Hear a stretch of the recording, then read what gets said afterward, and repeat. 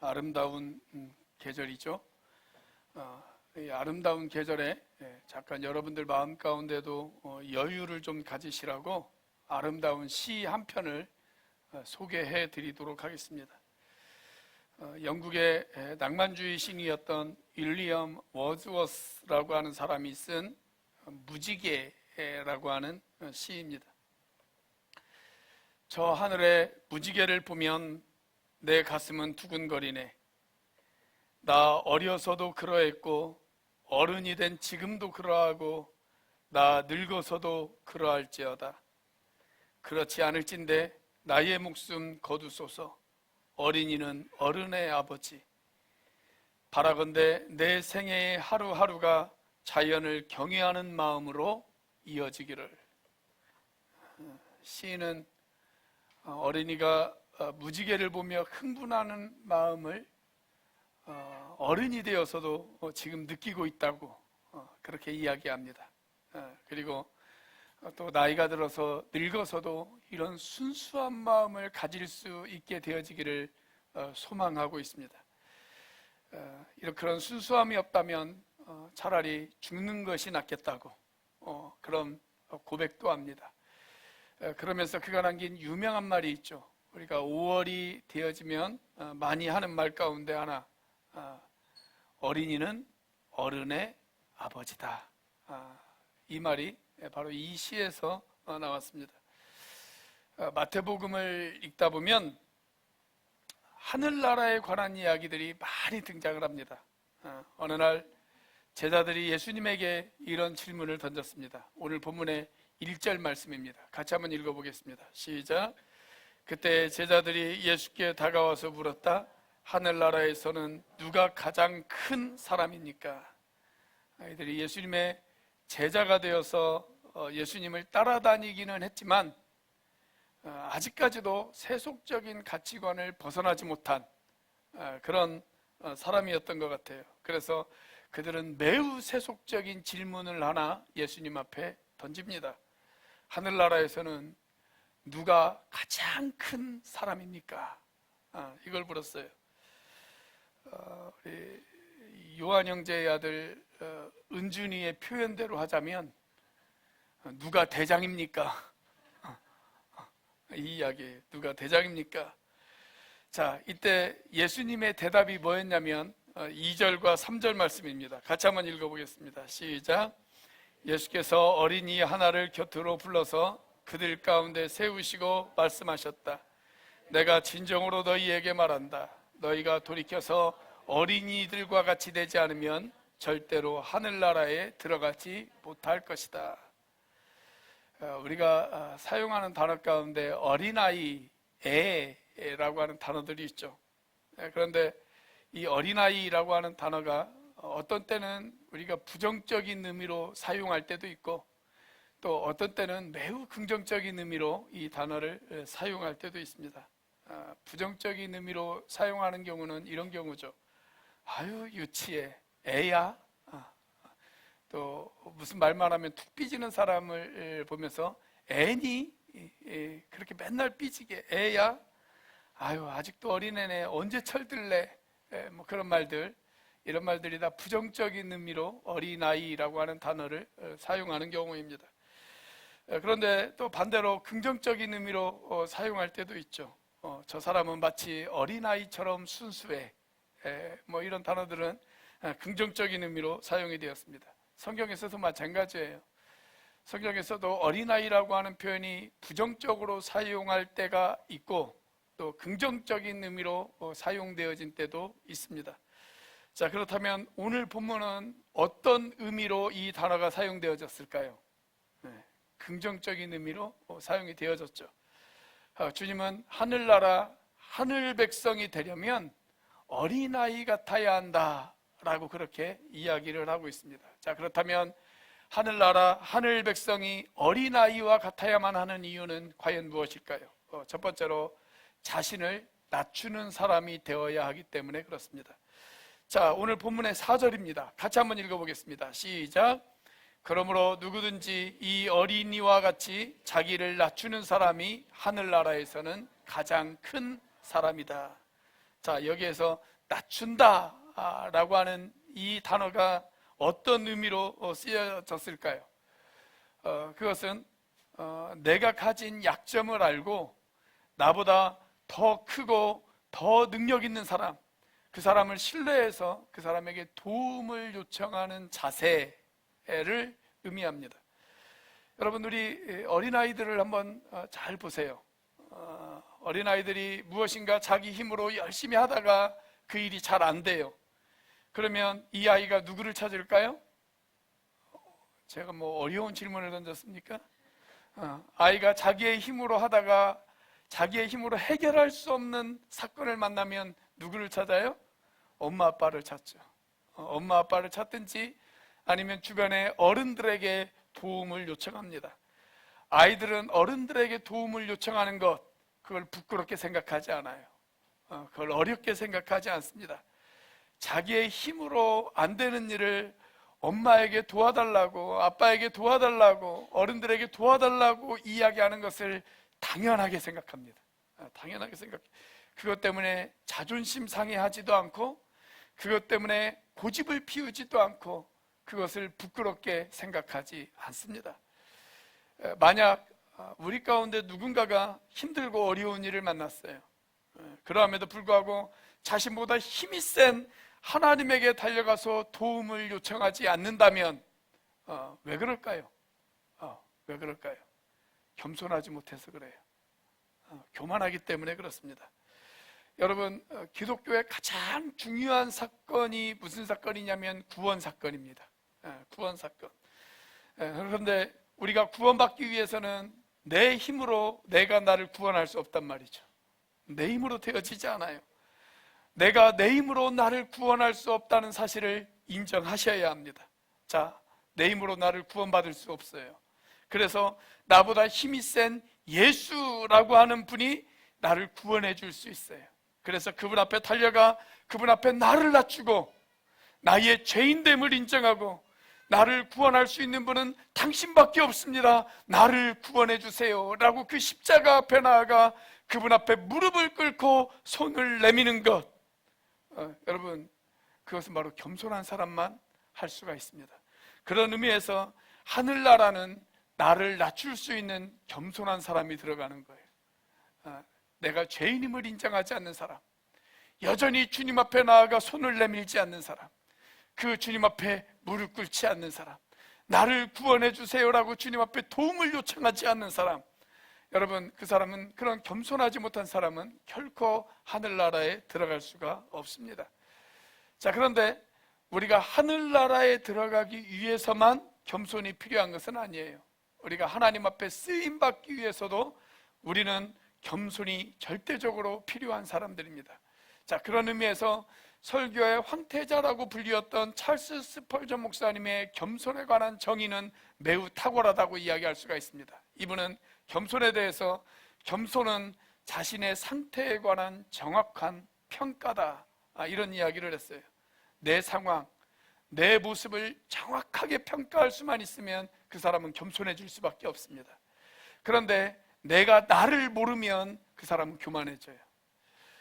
유명한 에이브러함 링컨 대통령의 일화 가운데 이런 일화가 있습니다. 어느 날 대통령이 어떤 안건에 대해서 자신의 의견을 이야기를 했어요. 그런데 대통령의 그 의견을 전해 듣고 전쟁장관이었던 에드윈 스탠턴이라고 하는 사람이 이런 이야기를 했습니다. 바보 같은 소리 하고 있네. 바보 아니야? 그런 이야기를 했어요. 바보 같은 소리 하고 있네. 자, 나중에 그 장관이 그런 이야기를 했다는 것을 링컨이 전해 들었습니다. 자, 그때 링컨이 어떤 반응을 보였을까요? 링컨이 이런 이야기를 했다고 그래요. 내 의견에 대해서 스탠턴이 바보 같은 소리 하고 있네 라고 이야기했다면 내가 정말로 바보 같은 소리를 한 것이 맞습니다. 왜냐하면 스탠턴은 이 문제에 있어서만큼은 나보다 더 전문가이기 때문에 그렇습니다. 그런 이야기를 했다고 그래요. 이런 링컨이 정말 겸손한 사람 아닙니까? 제가 예전에 한 컨퍼런스에 참석을 했는데 그때 미국에서 오신 아주 젊은 목사님이 간증을 하나 해주셨어요. 그 목사님이 아주 어렸을 때, 거의 초등학교도 들어가기 전인 아주 어린 나이였을 때 부모님을 따라서 미국으로 건너가게 되었습니다. 그러다 이제 미국에서 학교를 다 졸업하고 이분이 예수님을 만나고 신학교를 졸업하고 목사가 되어졌어요. 그래서 미국의 어느 한인교회에 담임 목사로 부임을 하게 되어졌습니다. 그런데 그 교회는 그 당시에 매우 분란이 심했던 그런 교회였다고 그래요. 교회가 둘로 쪼개지기 일보 직전에 놓여져 있었던 그런 교회였습니다. 목사님이 교회 내 그 갈등을 해결하기 위해서 동분서주 뛰어다녔는데 전혀 교회 갈등이 해결되어질 기미가 보이질 않더래요. 그때 교회 장로님 한 분이 교회를 찾아왔어요. 목양실문을 노크를 했습니다. 그래서 이 장로님에게 목사님이 이렇게 물어봤대요. 장로님, 어쩐 일이세요? 연락도 하지 않고 어쩐 일이십니까? 이렇게 질문을 던졌대요. 자, 그러자 이 장로님이 대뜸 하는 말이 뭐라고 이야기하냐면, 야, 이 목사 새끼야! 그러더라는 거예요. 그러더라는 거예요. 자, 그때 이분이 어떤 반응을 보였을까요? 이분이, 아니, 장로님, 어떻게 하셨어요? 그러대. 사실 저희 아버지가 미국에 오시기 전에 한국에 있을 때 목회를 하셨거든요. 그래서 저는 어렸을 때부터 목사 새끼가 맞습니다. 그렇게 이야기를 했다는 거예요. 이분이 이런 겸손으로 교인들을 대하셨어요. 그래서 교회 내 모든 분란을 극복하고 마침내 평화를 가져올 수 있었다라고 하는 간증을 제가 들은 적이 있습니다. 여러분, 우리에게 이런 겸손이 얼마나 필요합니까? 이런 겸손한 사람, 이런 겸손한 지도자가 얼마나 필요한 세상입니까? 그러함에도 불구하고 사람들이 겸손해지지 못하는 이유, 그 이유는 무엇일까요? 그것은 하나님 앞에 서본 경험이 없기 때문에 그래요. 여러분, 우리가 정말 절대자이신 하나님 앞에 서게 되어지면, 그리고 그 하나님 앞에 서서 나를 발견할 수만 있다면, 여러분, 우리가 어떻게 교만해질 수가 있겠습니까? 그래서 하늘나라는 하나님 앞에서 나를 낮출 수 있는 사람만 들어갈 수 있는 것입니다. 그 나라는 겸손하지 못한 사람은 들어갈 수가 없어요.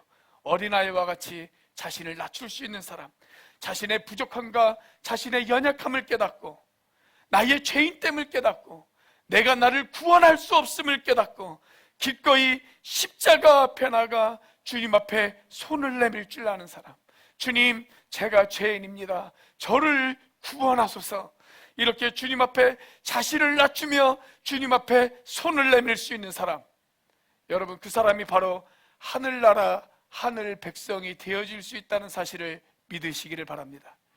자, 우리가 하늘나라 하늘 백성이 어린아이와 같아야 하는 이유 무엇일까요? 두 번째로, 작은 것을 소중히 여기는 사람이 되어야 하기 때문에 그렇습니다. 자, 오늘 우리가 함께 읽은 이 본문 사건에 등장하는 이 비유가 어떤 질문으로 시작이 되어졌냐면, 자, 제자들이 천국에서는 누가 가장 큰 사람입니까? 라고 하는 이 질문에서부터 예수님께서 이 교훈이 시작이 되어졌죠. 자, 이 질문에 대한 예수님의 대답이 4절이죠. 자, 4절 말씀을 다시 한번 읽어보겠습니다. 시작.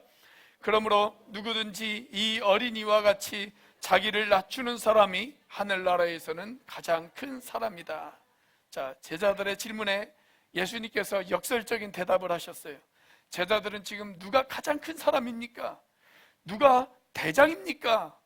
이렇게 물어봤는데 예수님께서는 너희가 큰 사람이 되기 위해서는, 너희가 대장이 되기 위해서는 가장 낮은 사람이 되어야 된다, 이렇게 이야기를 하고 있어요. 너희들이 대장이 되기 위해서는 2등병부터 시작해야 된다, 뭐 이런 말이에요. 자, 그 뒤에 계속되는 예수님의 말씀을 한번 보십시오. 5절 말씀입니다. 같이 한번 읽어보겠습니다. 시작. 또 누구든지 내 이름으로 이런 어린이 하나를 영접하면 나를 영접하는 것이다. 자, 여기에서 예수님이 자기 자신을 어린아이와 동일시 여기셨어요. 그래서 하늘나라는 어떤 나라냐? 이런 어린아이 하나를 영접할 수 있는 사람, 그 사람이 바로 하늘나라 하늘 백성이 되어진다라고 이야기합니다. 예수님께서 왜 이런 이야기를 하셨을까? 그 당시 많은 사람들, 흔히 배웠다고 생각하는 사람들, 흔히 경건하다고 생각하는 사람들, 바리새인들이나 사두개인들이나 이런 사람들은 예수님을 배척했거든요. 예수님을 받아들이지를 않았어요. 예수님을 영접하지를 않았어요.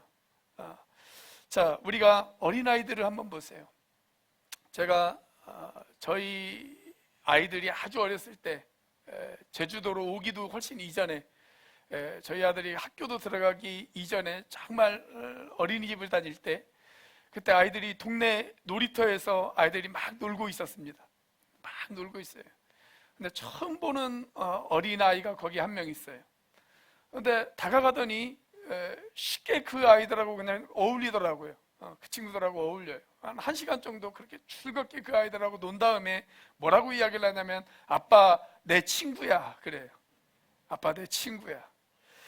여러분, 어린아이들은 쉽게 친구가 됩니다. 쉽게 친구가 돼요. 별로 사람들을 따지지 않아요.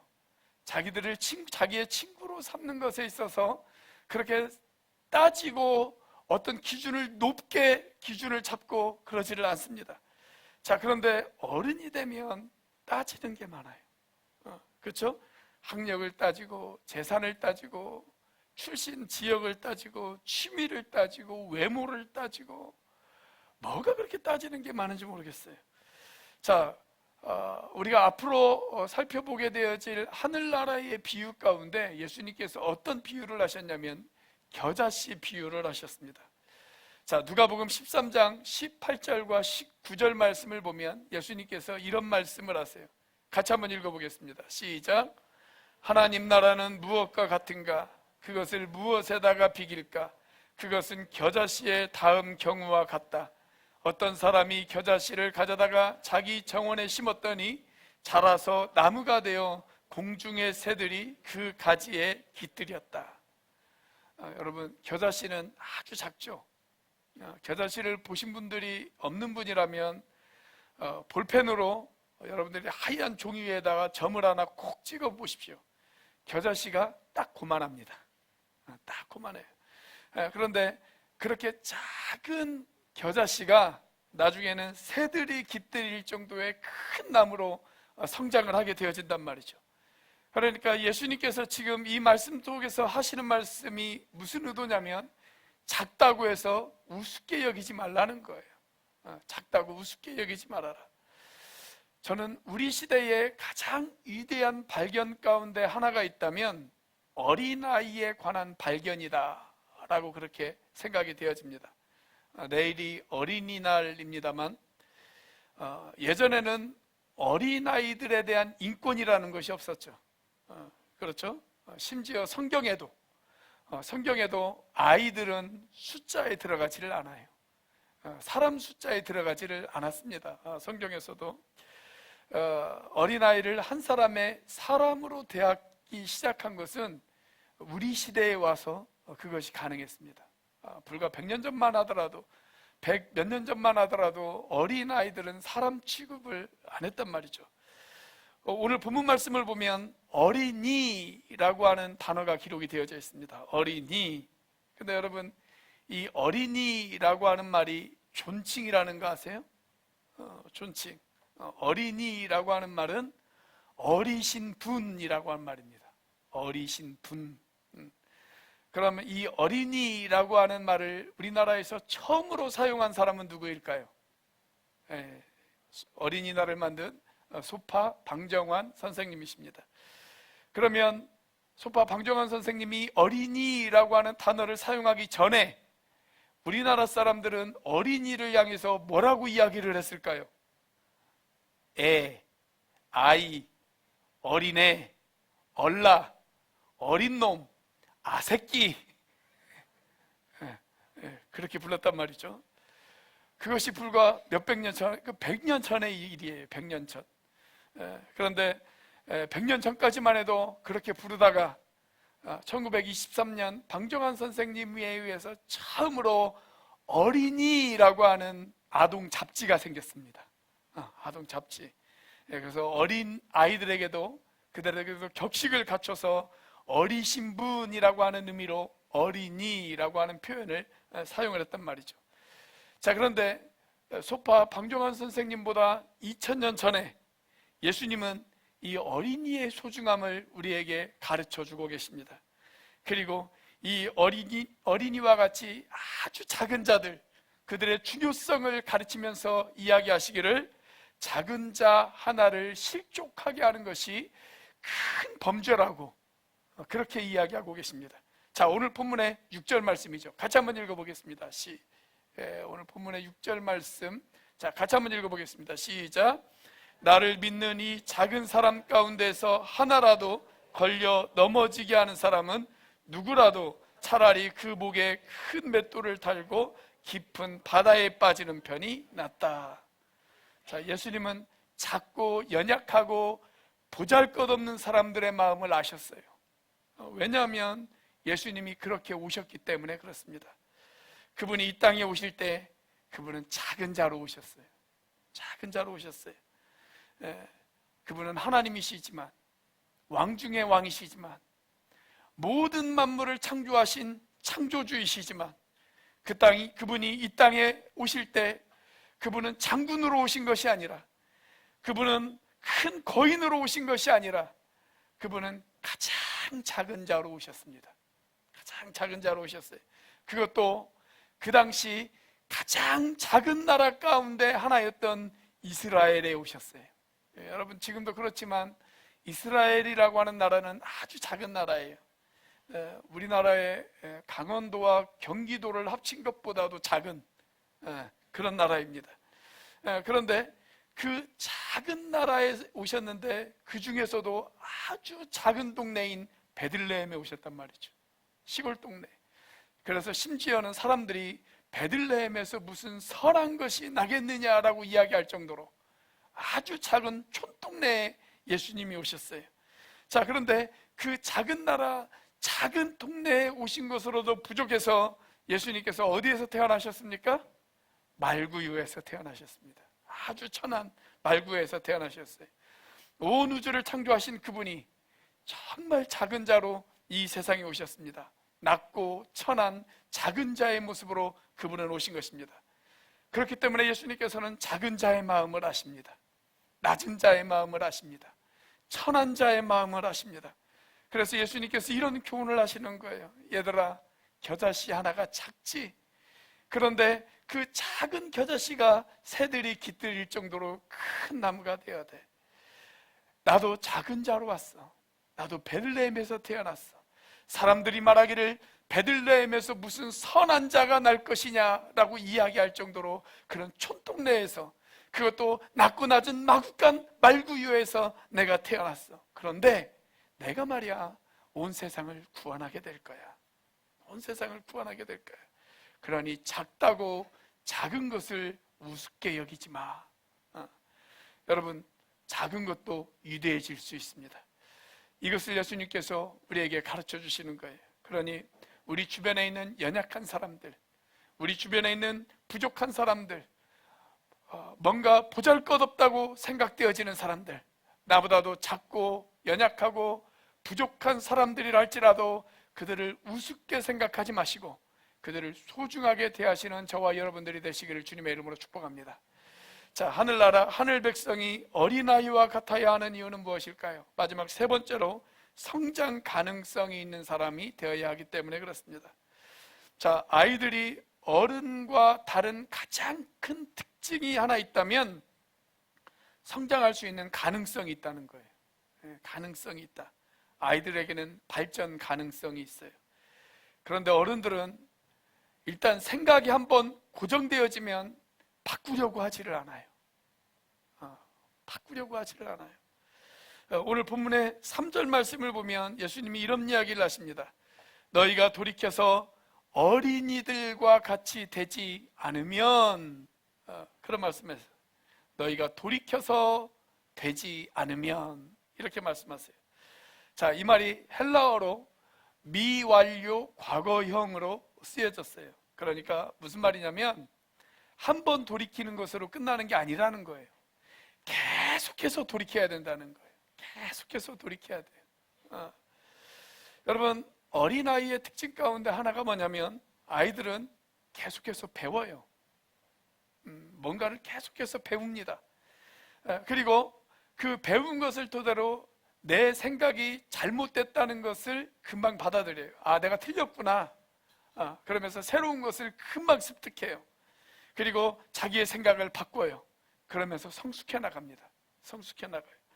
그런데 어른들은 배우려고 하지를 않아요.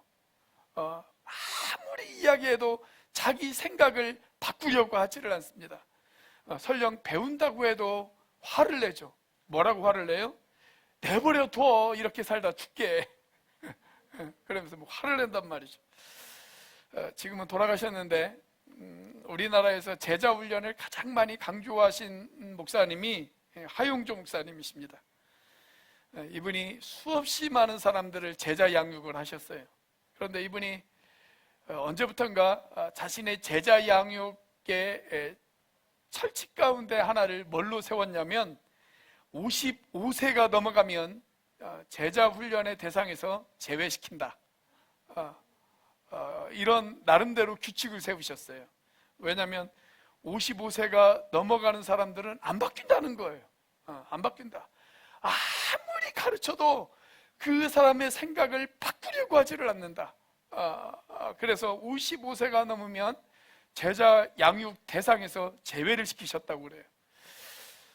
그런데 저는 그 의견에 동의하지 않습니다. 저는 55세가 넘어도 어린아이와 같은 마음을 가진 사람이 있을 수 있다고 믿습니다. 그래서 우리 교회는 55세가 넘어도 다 성경 공부를 받습니다. 내가 55세가 넘었다고 하더라도 교회에서 성경 공부를 한다, 그러면 적극적으로 참석해 주시기를 바랍니다. 자, 나이가 들어서도 어린아이와 같이 계속 성장했던 대표적인 사람을 한 사람 이야기한다면 저는 그 사람이 다윗이라고 생각해요. 다윗. 그렇다고 다윗이 완전한 사람이라는 것은 아닙니다. 다윗도 죄를 범했잖아요. 그런데 선지자가 자기의 죄를 지적했을 때 자기가 어른이고 왕이고 나이가 많음에도 불구하고 이 다윗이 어떻게 합니까? 무릎을 꿇습니다. 선지자의 그 말에 무릎을 꿇어요. 그리고 자기의 잘못을 인정할 줄 압니다. 그런 겸손했던 사람이었어요. 그래서 그의 범죄에도 불구하고 성경은 다윗을 가리켜서 하나님의 마음에 합한 자다라고 하는 평가를 성경은 내리고 있습니다. 자, 다윗이 한 번은 이런 일이 있었죠. 블레셋이라고 하는 나라와 전쟁을 치렀어요. 그리고 그 전쟁에서 승리했습니다. 그 전쟁에서 승리한 다음에 하나님의 임재를 상징하는 법궤, 그 법궤를 블레셋에게 빼앗겼거든요. 그 빼앗긴 법궤를 되찾아서 돌아옵니다. 너무 기뻤어요. 다윗이 너무 기뻐합니다. 그래가지고 마치 어린아이처럼 펄쩍펄쩍 뛰면서 춤을 추기 시작을 합니다. 어느 정도로 기뻐 춤을 췄냐면 자기의 옷이 벗겨졌는데 그것을 몰랐어요. 자기 옷이 벗겨져서 신체가 노출되어졌단 말이죠. 그런데 그것도 모르고 이 다윗이 춤을 추면서 하나님 앞에 기뻐합니다. 근데 그 모습을 그때 누가 봤어요? 다윗의 아내였던 미갈이 봤습니다. 미갈은 공주 출신이잖아요. 사울의 딸이었으니까, 사울왕의 딸이었으니까 공주 출신이잖아요. 그런데 자기 남편이 옷이 벗겨질 정도로 춤을 추고 있는 그 모습을 보고 왕으로서 체면을 구기는 일이다, 이렇게 생각을 했습니다. 그래서 남편을 비웃고 남편을 조롱했습니다. 그것이 하나님 보시기에 좋지 않았어요. 다윗의 그 순수한 마음이 미갈에게는 있지 않았던 거예요. 그래서 하나님이 이 미갈에게 어떤 징계를 하십니까? 그가 평생 가도록 자식이 없는, 자녀를 낳을 수 없는 그런 벌을 하나님께서 미갈에게 내리십니다. 어린아이와 같은 순수한 마음이 다윗에게는 있었는데 미갈에게는 없었던 거예요. 다윗이 실수가 없는 사람은 아니었지만 하나님이 그에게 하나님 마음에 합한 자라고 하는 평가를 내릴 수 있었던 이유, 그것은 그런 어린아이와 같은 순수함이 다윗에게 있었기 때문에 그렇습니다. 그래서 나중에 늙은 왕이 되어서도 이 다윗은 그런 어린아이와 같은 순수함이 있었어요. 그래서 늙어서도 여전히 그는 하나님의 말씀을 들었습니다. 늙어서도 하나님의 말씀 앞에 귀를 기울였습니다. 늙어서도 기타를 쳤습니다. 늙어서도 노래를 부르고 늙어서도 하나님 앞에 춤을 출 줄 알았던 사람, 그 사람이 바로 다윗이었습니다. 생물학적인 나이는 늙었지만 그의 마음은 여전히 하나님 앞에 어린아이처럼 순수했습니다. 여러분과 저도 이런 어린아이와 같은 순수함을 사모하시는 저와 여러분들이 되시기를 주의 이름으로 축복합니다. 그래서 하늘나라 하늘 백성이 되어져 우리들의 삶이 매일매일 하나님 보시기에 기뻐하고 순수한 마음으로 살아가는 저와 여러분들이 되시기를 주의 이름으로 축복합니다. 기도하시겠습니다.